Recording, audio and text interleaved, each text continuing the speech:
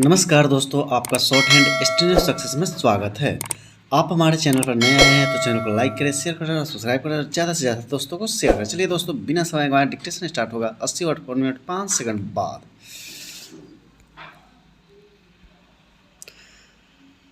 Start.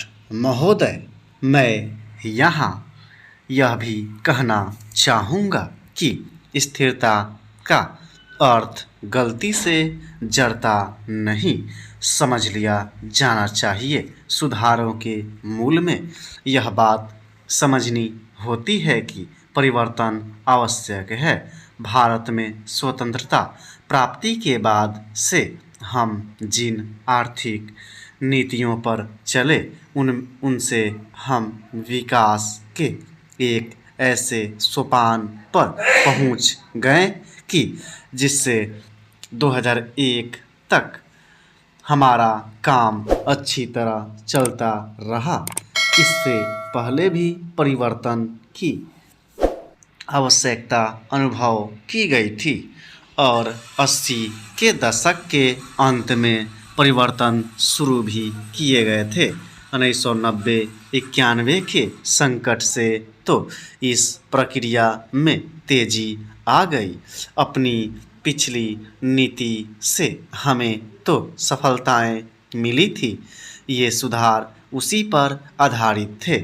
यदि हम 1991 में नियमनों को दूर कर सकें और उदारीकरण को जारी कर सके तो इसका कारण यह था कि प्रधानमंत्री के बुद्धिमत्तापूर्ण मार्गदर्शन में स्वतंत्रता प्राप्ति के बाद से हमारी अर्थव्यवस्था के विभिन्न क्षेत्रों ने प्रगति करके एक आंतरिक शक्ति प्राप्त कर ली थी।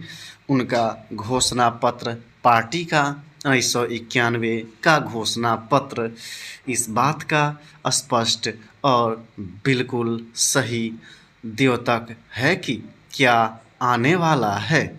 कृषि में अपनी प्रगति के फलस्वरूप हम आत्मनिर्भर हो गए थे। हमारे उद्योग इतने मजबूत बन गए थे कि बाहर के विदेशी संपर्क को वे झेल सकें।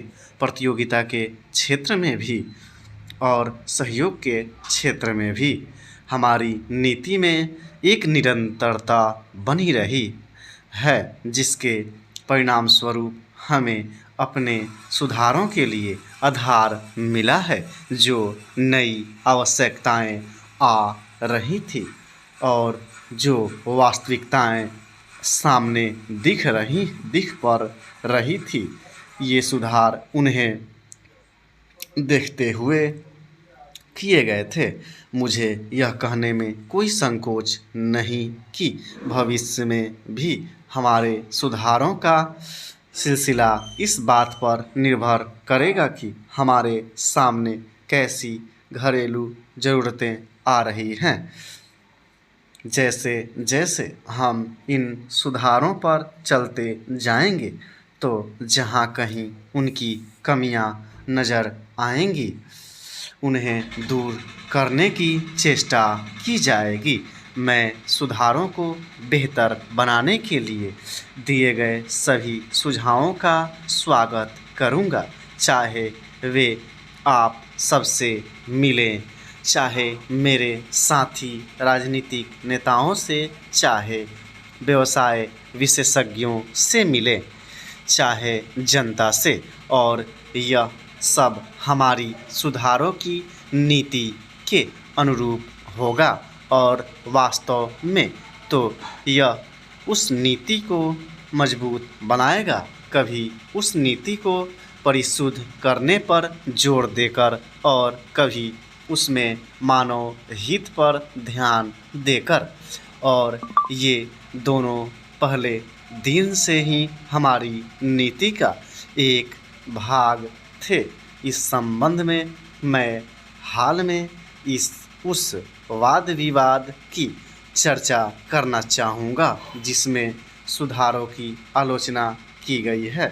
यह कहा गया है कि नई नीतियों से जनता के अपेक्षाकृत गरीब वर्गों को कोई लाभ नहीं हुआ। कॉलेज के दिनों में मैंने भी इस बात का अनुभव किया है कि दिन में एक बार खाना मिलने का क्या अर्थ होता है।